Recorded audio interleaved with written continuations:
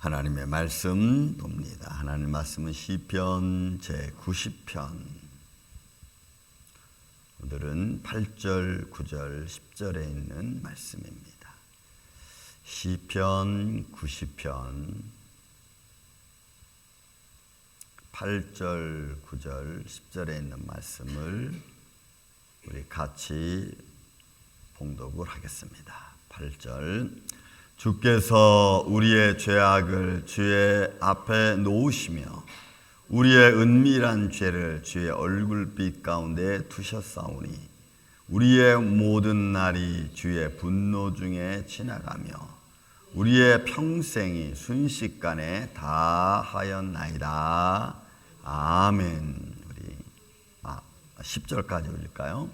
우리의 연수가 70이요 강건하면 80이라도 그 연수의 자랑은 수고와 슬픔뿐이요 신속히 가니 우리가 날아가나이다. 아멘. 자, 모세의 기도 가운데서 지금 이스라엘 백성들을 바라보고 또 아주 중요한 것은 모세는 전능하신 하나님의 모습을 본 자이고, 그리고 이 광야 시대 때 어떻게 보면 모세는 매일 아침마다 하나님을 만나는 사람이었습니다. 어느 책에 보니까 그런 글이 있었습니다. 모세는 아침에 일어나서 그가 자기의 천막 앞에 서면은 모든 사람들이 모세가 하나님의 장막으로 들어가는 것을 다 서서 보고, 그리고 모세가 장막으로 들어가면 그러면 모든 백성들은 다시 이제 자기 일을 시작했다. 진짜인지 아닌지는 모르지만 모세를 향한 이스라엘 백성들의 마음과 또 모세가 하나님의 전으로 들어가는 그 광경을 온 백성들은 다 보고 있었다. 근데 그 보고 있는 그 모습은 전부가 다 천막에 나와서 모세가 하나님의 장막으로 들어가는 것을 보았다고 하는 것은 어떻게 보면은 예배의 한 모습이기도 합니다. 그러니까 모세는 매일매일 그 모습을 반복했고, 그리고 모세가 장막에 나와서 다시 집으로 들어가는 모습을 백성들은 확인한 겁니다. 그러니까 모세는 그 하나님의 성막에 들어가서 그에게 주어진 일들을 감당했겠죠. 그러면서 책에서 그는 장막에서 창세기, 출애굽기, 레위기, 민수기, 하나님, 모세오경이죠. 모세가 하나님 말씀을 기록하지 않았느냐. 뭐 어떤 모습이든지 어쨌든 모세는 하나님의 말씀을 매 순간 듣고 있던 사람 중에 한 사람입니다. 그런 하나님 앞에 백성들의 이런저런 자기들의 변증과 또 자기들의 어떤 문제를 가지고 100부장, 10부장, 50부장 있는 사람들한테 이야기를 하고 또 그런 족장들한테 해결되지 않는 문제들은 모세 앞으로 갖고 왔거든요. 그러니까 모세는 하나님 앞에서 뭘 보는 겁니까? 인간의 죄악성을 보고 듣고 있었습니다.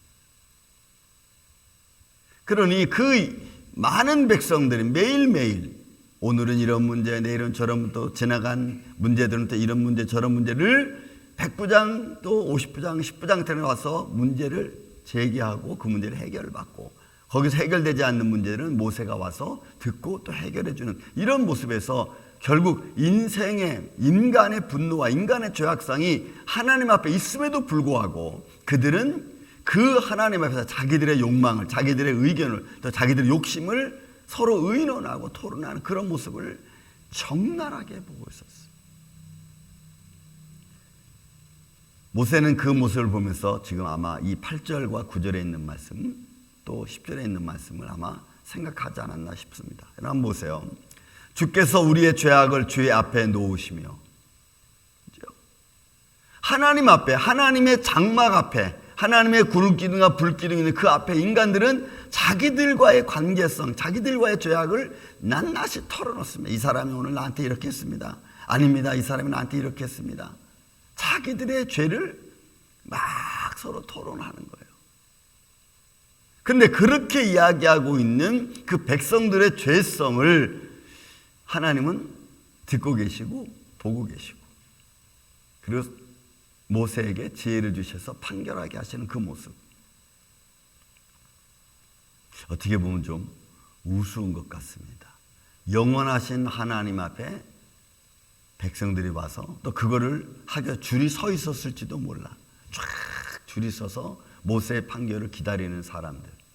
그러니까 인간의 모든 죄악의 모습, 우리의 죄악을 주의 앞에 놓으시며, 하나님 앞에는 우리 인간의 모습은 그냥, 죄송하지만 죄 덩어리, 하나님의 의를 행하려고 하는 것은 전혀 보이지 않고, 그 광야에서도 아침마다 하나님의 은혜를 그들이 보면서도 그들은 자기들의 욕심을 가지고 서로 다투고 있었어요. 그는 하나님 앞에 있는 우리들, 저와 여러분, 살아계신 하나님 앞에 있는 저와 여러분, 이 모습과 광야 시대 때 이스라엘 백성들이 하나님의 장막 앞에서 판결받는 그 모습은 여러분 다르지 않아. 그때나 지금의 여러분 다르지 않아. 보이지 아니하신 하나님은 똑같고, 다만 그들은 조금 더 현실적으로 있겠죠. 왜? 하나님의 구름 기둥과 불 기둥이 그들의 눈에 보이는 현장에 있었고, 우리는 살아계신 우리 주 예수 그리스도, 부활하신 주님과 함께, 성령님과 함께 우리와 지금 같이 있으니까. 그러니 지금이나 그때나 우리의 죄악이 주님 앞에 모여진 사실은 다를 바 없습니다. 우리의 은밀한 죄를 주의 얼굴빛 가운데 두셨사오니, 그러니 결국 이것은 감출 수 없는 그런 우리의 죄악의 모습이죠. 우리는 내가 아픈 것도 저 사람 때문이고, 내가 힘든 것도 저 사람 때문이에요.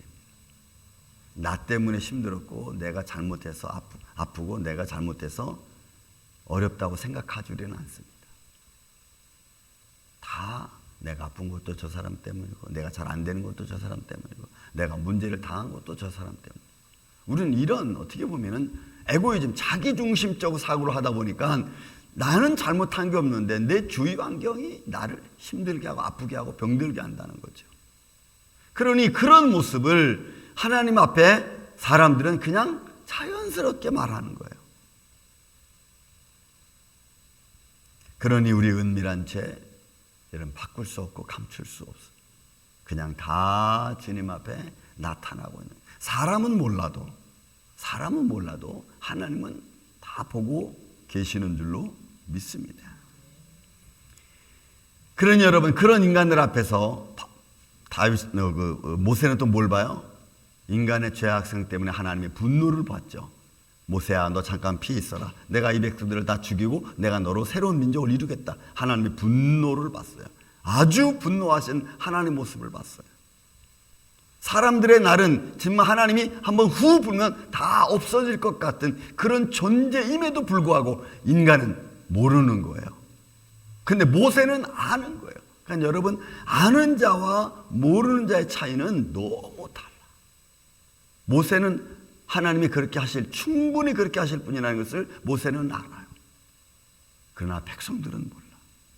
그런데 여러분, 우리가 하나님의 능력 손길을 깨닫는 것이 얼마나 중요한가를 우리는 알아야 돼요. 그래서 이렇게 표현하는 겁니다. 우리의 인간의 모든 날이 주의 분노, 이 분노는 에브라라고 하는 이 단어인데, 이 분은 뭐냐면 사람들이 분노하는 가운데 나타내지는 현장이에요. 그러니까 이 분노는 지금 모세가 무슨 표현이냐면 하나님의 분노가 사람의 분노에서 확 다 그냥 엎어버리는 것과 같은 그런 의미 속에서 하나님 분노하는 거야. 야, 모세야, 너 잠깐 비켜봐. 나의 백성 싹 쓸어버리고 다시 내가 너를 민족 이루겠다라고 하는 그런 모습은, 모세는 인간이 분노하면 참지 못해서 막 이루는 것처럼 그런 의미 속에서 지금 표현을 하고 있는 거예요. 그 안에는 뭐가 있어요? 그런 분노 중에는 인간의 교만이 있고 인간의 자만이 있어요. 그러니까 하나님이 허락하지 않으면, 또 하나님 용서하지 않으면 이거 안 되는 거예요. 그 말을 지금 사실은 표현하고 있는 거예요. 그러니 여러분, 우리는 하나님 앞에 나를 내세울 거는 아무것도 없어. 정말 그냥 하나님의 손길에 따라 되어지기를 원합니다. 그리고 우리는 그 손길을 따라갈 뿐이에요. 다만 우리가 아주 조심스럽게 하나님에게 은혜를 베풀어 주시는데 그 은혜를 받은 내가 교만하고 자만하지 않게 가려고 그렇게 애를 쓰는 거예요. 그 모습을 보니까 마치 뭐와 같냐면 이렇게 표현해요. 여러분, 그래서 이 모세의 표현이 참 하나님의 영원하신 하나님 앞에 인간의 모습은 아무것도 아니라는 것을 이렇게 표현해 보세요. 주의 분노 중에 지나가며 우리의 평생이 순식간에 다하였나이다. 여러분, 그죠? 이스라엘 백성들이 하나님의 진노 중에서 순식간에 땅이 입을 벌려서 백성들, 여러분 그 족장들, 가나안 땅을 탐지한 족장들 그냥 삼켜버리는 것도 그들은 보았어요. 그러니 모세는 그 하나님의 손길을 보면서 얼마나 두려웠겠어요. 그렇게 이루시는 하나님의 손길 앞에 인간은 정말 아무것도 아니에요. 그렇게 막 당당하게 외치고 있던 사람들도 한순간에 없어지니까. 그러니 여러분, 저와 여러분도 뭐가 다르겠어요? 우리가 지금까지 살아온 것은, 또 우리가 지금까지 살고 있는 것은 하나님이 우리를 향한 배려인 줄로 믿습니다.